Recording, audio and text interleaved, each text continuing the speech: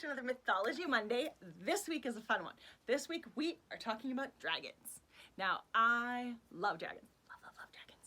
So I will tell you with this one, because I know some of my Mythology Monday posts we're talking about creatures, and I do say some are and are not going to be showing up in the world of Tauren. Dragons are one of those things that while they existed in the world of Tauren, they are currently extinct. So it causes a lot of problems for the sorcerers, since the magic that the dragons had in their body parts and that were used for a lot of spells. So the fact that they are extinct causes a lot of issues for sorcerers in getting the things that they needed for the most powerful spells that they want to create. So dragons did exist in Tauren, they just don't live there anymore. Now, I think one of the things that makes dragons so fascinating and fun for everybody is how versatile they are as mythological creatures. So they are found in countless societies and histories and legends all throughout our world. And they have been immortalized in so many different stories and legends and fables and tales that you almost can't hit a culture that doesn't have a dragon in it.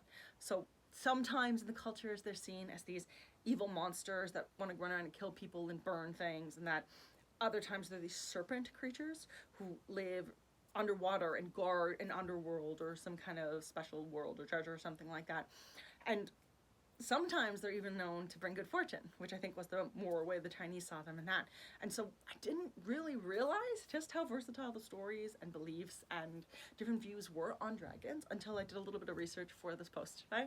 So I really enjoyed finding that out, because I always thought of like sea dragons versus flying dragons and that, but the difference in how many different dragons are viewed. Some have front legs with wings, some have wings as their front legs, some of them don't even have wings, some of them are more underwater, some breathe fire, some don't. Like, the huge variation is just insane in the best possible way.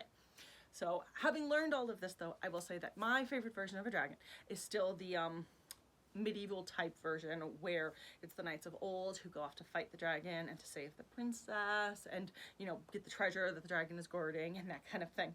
So now I kind of want to go in red version though, where it's the girl who goes and fights the dragon and saves the prince, because, you know, kind of like the Paper Bag Princess, where she goes to save Prince, is it Randall, something like that, and he's just terrible, so then she leaves him.